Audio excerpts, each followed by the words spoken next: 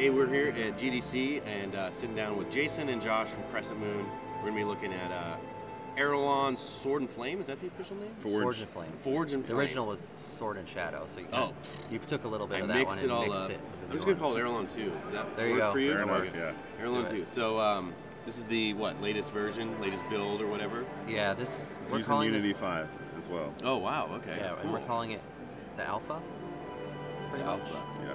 Yeah, That's I mean, a bold statement. It wouldn't be beta unless it was all the quests and stuff were pretty much done. Right. So that part of it isn't really. Well, it looks very beautiful. Ooh.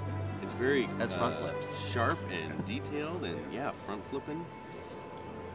Dang. You could do a skateboard mini We're using the new realistic cloth effects and improved lighting and shadows. Unity 5. I've been hearing a lot about cloth effects lately. Oh, really? That's a big deal. Yeah. Oh, cool. Yeah, I think the processors just couldn't handle it before, and now they can rock it. You can zoom all the way into first person. Oh, cool. As well. Oh, okay, nice. Yeah, I saw someone asking that on my Twitter account, I think just this morning, saying, you better have first person. You better have. You're getting attacked right now? Or? No, He was attacking. Oh, okay. Thin air. Yeah. All right, so what are you in the midst of right now? This is kind of the very beginning of the game. Okay.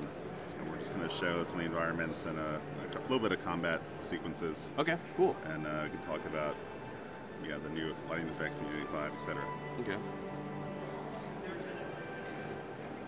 You're just doing barrel rolls all over the place. You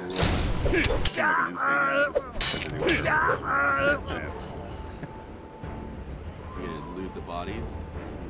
Oh yeah. Tried to optimize some stuff or make it a little bit easier to. Oh, it has like an auto loop. Yeah, to pick up loot instead of having to go through a separate interface. That is very welcome. Yep. All right, get on your horse. Nice. Yeah, this game, I think the original one had a lot of mounts. Yeah, it did. And the mounts are persistent now, where instead of having to like summon your mount, they're just in the world, and so wherever you leave it, that's where it's going to stay. Oh, really? Okay, so cool. If I leave my mount here and I go in the city and I come back out, it should still be there. Nice. Should still be there. Yeah, it's possible that something could happen to them while you're gone, but for the most part, yeah. And I think that was sort of a code remnant from, was it Exiles that had that too? Where you could leave your hover bike in one spot and then you could later. And that sort of it's got a full day-night cycle. As you can see, it's kind of getting to the afternoon now. Yeah.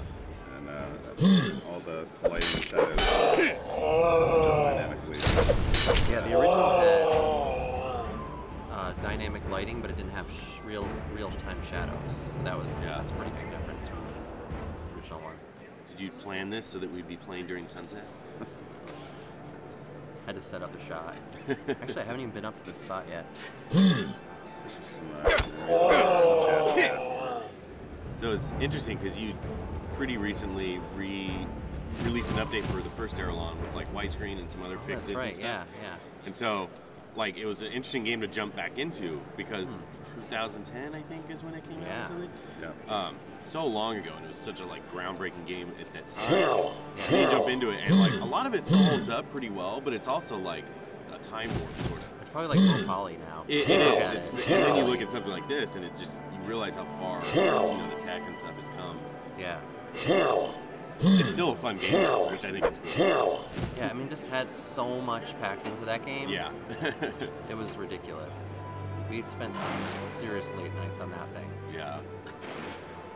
It's classic, though. The last upgrade did for the first one. So no. Yep. Sorry, I can't zone right now to that door. That's okay. All right, well, we got These things. I can show you another one. No, we're just gonna keep going. Okay, okay, cool.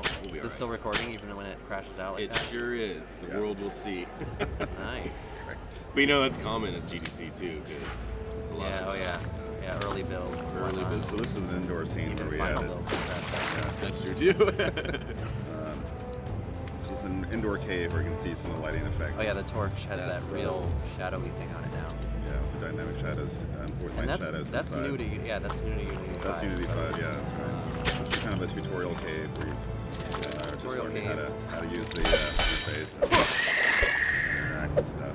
Raven Sword Crab. That is awesome. Man, I don't. Jason and I have been talking about how we're gonna do Ravensword 3. You know, because we did what is it called? Yeah. What was it called? Shadowlands. Yeah, Shadowlands. And we're like, what the hell are we gonna do?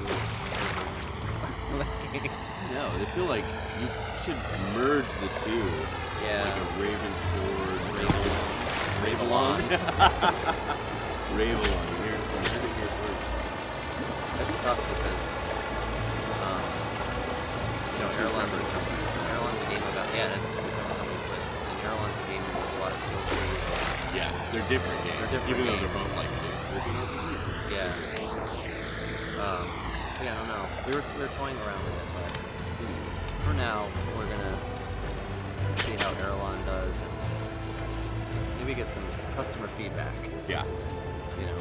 That seems to be every release. Release it, see what people say. And then maybe fix it. Maybe fix it. Depending on what they say.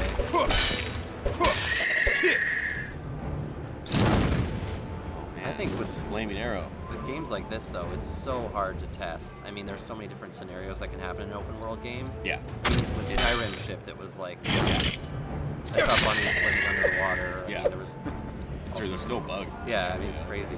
But, I mean, try to minimize as much as you can, but there's only so much you can do for this really small team.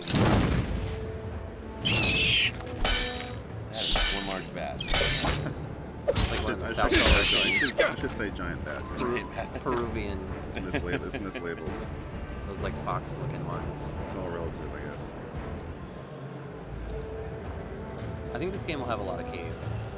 Yeah. I think there's going to be a lot of loot in It's a caves. good mix like of caves. environments, Caves are good. And you can see the inventory where you can the full skill trees. Wow. And, Okay. the game map is still kind of in progress as far as syncing up and everything, but yeah, crafting is there. Yeah, it's definitely, there's a lot of game here. It's still little things to do. And Yeah. putting all the quests in and Always stuff. little things to do. Yeah. Cool. How big do you think it is compared to like the first Aralon? I don't even think we can say yet because we don't really know. Don't Once really the know. quests are done, then we'll I have a think the better landmass, idea. I think it's going to be comparable, yeah. The landmass size. Like maybe even slightly bigger. Yeah. That's awesome. There's 3 different continents you can travel to. So they're disconnected landmasses connected by, well, you'll see. Yeah. You'll see. Cool. Well, that was a nice little look, Aralon. Forge and Flame. Forge and Flame. Forge And on fire. this should be coming out, what, sometime this year? Let's just. I'll for give you now- some leeway and say For now, we'll say sometime this year, but we're Sometime this hoping year. earlier than later. How's that? hoping earlier than later. Yeah. Thanks, guys.